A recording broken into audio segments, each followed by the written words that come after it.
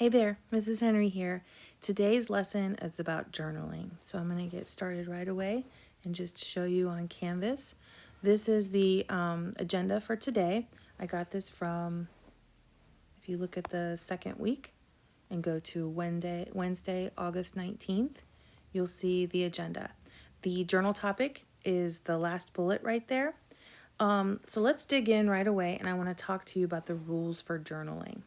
So journaling is just another word for free writing. The first rule is to write the entire time. Now, to start out, we are going to be writing for 7 minutes.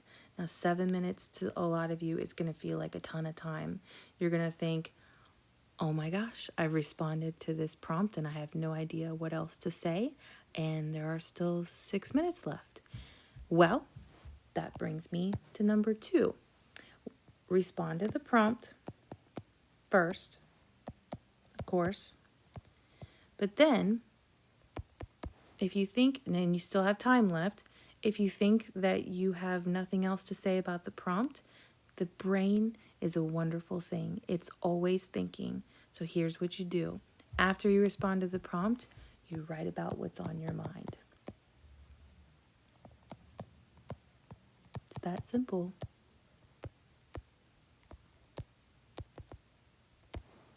It can't be wrong. The only way you can be wrong in journaling is to not follow the rules. What you write about, as long as you respond to the prompt first, what's on your mind, those are your thoughts. They can't be wrong or right. They just simply are. Rule number 3 is do not stop to revise or edit.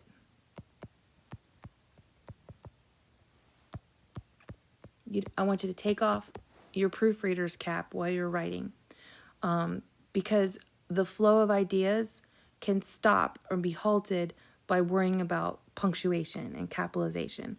Now, some of that's going to be second nature, and that's great. So obviously follow normal conventions to writing, but don't stop to edit or revise as you're doing the journaling. Just allow yourself to be free. Okay. So those are the rules, but these are some of the benefits. I found this really neat article from the Writing Cooperative. First, the article, what it does is it acknowledges that writing is tough. It's probably one of the toughest things that you're going to do in your academic career. It's very challenging. I really liked this quote in the pink here. It says, free writing is like getting into a car and just driving. There's no destination to reach or goal to achieve. It's all in the process, and process is everything. Now, a lot of people have, let's say, negative feelings about writing. They don't see it as fun. And if I take this car metaphor a little bit further, it makes me think about how I hate to drive long distances. Gatlinburg is about my limit, 5 hours. Myrtle Beach is really pushing it. It takes the joy out of traveling for me, I feel like. And if I had to drive across the country, like say to California, I'll be honest, I probably would be dreading it if I focus on the destination. If I think I have so many hours, X number of hours to get to California, but the drive to California is filled with beauty. Now, once you pass like the Great Plains and all of that, windmills and cornfields, there's even some inherent beauty in that, in pastures. But writing, usually we worry about the destination. You worry about, I have a research paper that has to be 8 to 10 pages with an annotated bibliography and 10 sources. That's the destination. That's California. And you're thinking, I have 23 hours to go in this car. But the road along the way, the beauty in the mountains, the streams, the cow feeding, like the really cool like electric windmills, or the windmills that generate electricity, all that stuff, that's the process. And that's what free writing is. It's like allowing yourself to kind of enjoy learning about your surroundings, metaphorically speaking, in writing. I liked this quote. It said, free writing then is to the mind what yoga is to the body. It kind of centers you. It can balance you. All right, so here are some kind of benefits. It helps to develop your abilities as a writer, quite simply. I read from your discussion board post when you introduce yourself. I have a lot of athletes in this class. You wouldn't start out signing up for a 5K and run a 5K without any practice. You would have to build your stamina. If I signed up for a race, it wouldn't be 5K that I'm running right away. It would be 5 laps, maybe. And, after I did 5 laps, I would get better and I would do 6 laps and then 7, and then it would build. And that's what happens in writing too. You don't start out writing 10 minutes and everything being awesome. You start little and then you build. You don't start with like a doctoral dissertation being published. You don't start there. You build to that. But once you do have a really good nugget of an idea that comes out of something that you've written, it builds confidence. Just like as athletes, when you set a goal and you accomplish it, you're like, you know what? That's pretty awesome if I do say so myself. I'm pretty good at that. Sometimes you'll catch yourself writing something, a really great sentence or a really great phrase or super word choice, and you're like, I wrote that, and that's really good. It can also inspire you to do more. It helps excavate emotional themes and barriers. There's something very cathartic about writing. Catharsis is a Greek word meaning emotional purging. A lot of therapists, a lot of people will suggest beginning a journal because you kind of can write your way through your emotions and what you're feeling.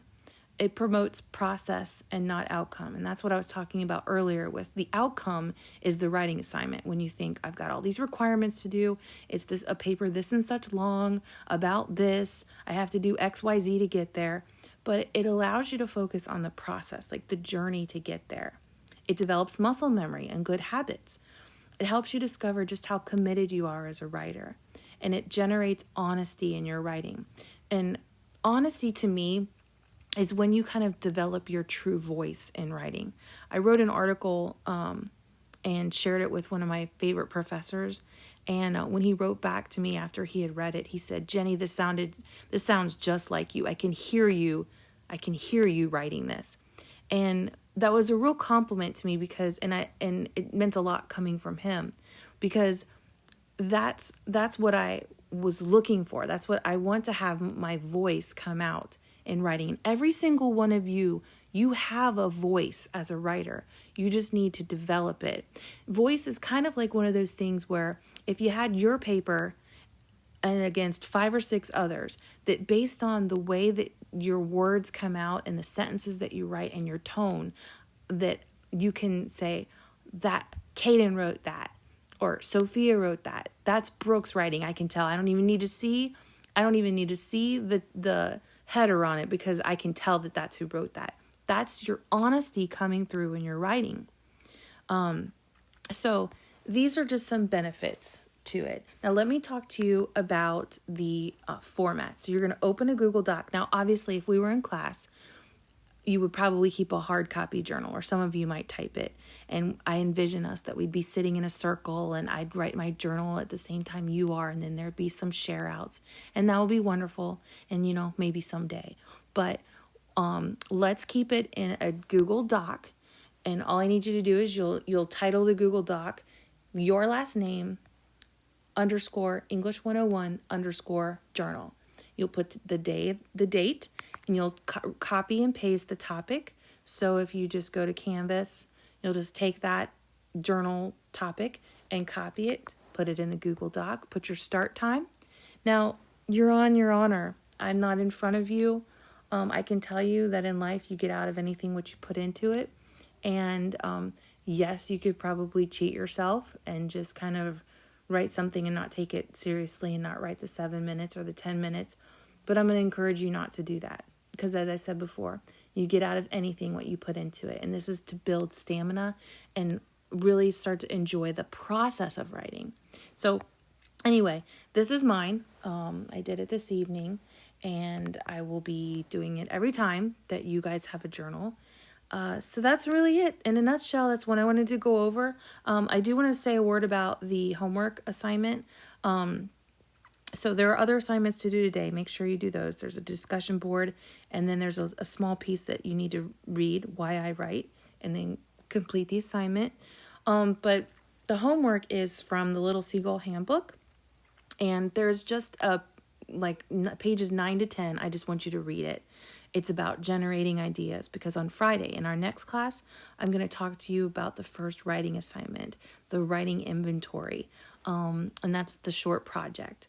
So if you have any questions, I will be in a Google Meet from 7:50 to 8:50 on tomorrow. Well, it's the night before class. So on August 19th. And you can just drop in and say hi. Or if you have any questions, let me know. But that's it. All right, that's it for now. Talk to you later.